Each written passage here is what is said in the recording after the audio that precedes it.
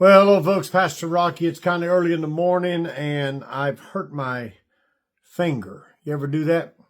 I don't know how you operate in this situation, but when you take your finger there, and what they call it around here is when you cut it into the quick, that's when it hurts real bad on the side. It makes you mindful of a pain that normally you wouldn't have. And until something happens, and in this case, today, as we face day 21, I will face that with a hurt finger. But yesterday, I heard it when I was moving a box and tore part of my fingernail. Boy, that hurts, doesn't it? My gracious. Then you got to clip it off. Then you got to get down in there and try to make some resolve to put I guess, and the sun comes up here in a little while, I'll probably put a Band-Aid on that thing and we'll press on again. It's fantastic to know that you are in a position where God has helped you and blessed you in such a way, in such an amazing way, that you can be a part of something so much bigger than you are. And you can just be a cog in the wheel. I think it's so fantastic. I think it's so wonderful that with all the things that's going on, I mean, we can make a list a mile long of things that are bad, but one thing that's better than all the things that are bad, and that's God. He has us right where we need to be. We are looking at an author and finisher of our faith. Even my finger he cares about. The Bible says even the hairs of your head, he cares about you. So no matter where you are, how far away you are from us, God still cares about you. That's just, to me, it's kind of fantastic. When you think about things, man, I saw a thing today online. I was in my office trying to answer some emails. We've had so many of you respond. Thank you so much. I saw a lady, just very briefly, I saw a lady lost her house, and she had to watch it collapse in the river and float down. And her mother, I think, was in her 90s, 92 or something, and they had to get her out. And I just listened to that thinking about, how great God is. Materially, we want stuff. I mean, that's just the way we are, the nature of the beast. We just want stuff. We have stuff. My wife is a great interior decorator. She's a great Christian. She is the best person I know. And I know a lot of people. I've been blessed as an old lost man, lost hippie. God's put me in the presence of a lot of people, a lot of powerful people. But my wife is the best person I know on the planet, period. And she fixes the house up beautifully, wonderfully, lovely. It's not a very elaborate place, but it's a beautiful place, very small cottage that we live in.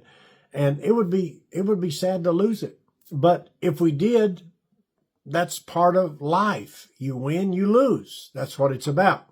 And when you face that and you understand that, you recognize what is the most valuable thing. And the most valuable thing is your life. And James talks to us about that. I think it's just so incredible. James reminds us, and this is Jesus' brother in the book of James, the little 5 chapters of an incredible force of information. James is the pastor at the church at Jerusalem, according to Acts 15, and he is writing to us in this little epistle that has been so much used in so many different ways. And he reminds us in verse 14 of chapter 4, I love this. This is fantastic. He says, whereas you know not what shall be on the morrow. Boy, isn't that true? When that rain started, a couple weeks ago, 21 days now, that rain started. And here it came. We had no idea what was going to happen on the morrow. We didn't know. We got together in our church. We had a big old generator. The church was all lit up. We had the only power in town. And people came. We fixed vegetable beef soup and cornbread and grilled cheese sandwiches. We raided our freezers because the power was out. Total destruction everywhere. But the light on the hill was lit up. And people came. The police came in and said, Pastor, we got a guy that's been washed out of his house. And he won't leave unless he can bring his dog. I said, bring his dog, man. Bring his dog. We don't care. You bring his dog. He brought his dog in the church. It's just so incredible. And when you think about those things, and it says you don't know what's going to happen tomorrow, you don't have any idea. You got to be ready for today. And listen to this. It says, for what is your life? What is your life? Say you live to be 110 or 14 or 90 or 65. What is your life? Your life is what you do with it. The Bible calls it a vapor. It's here for a moment and it goes away.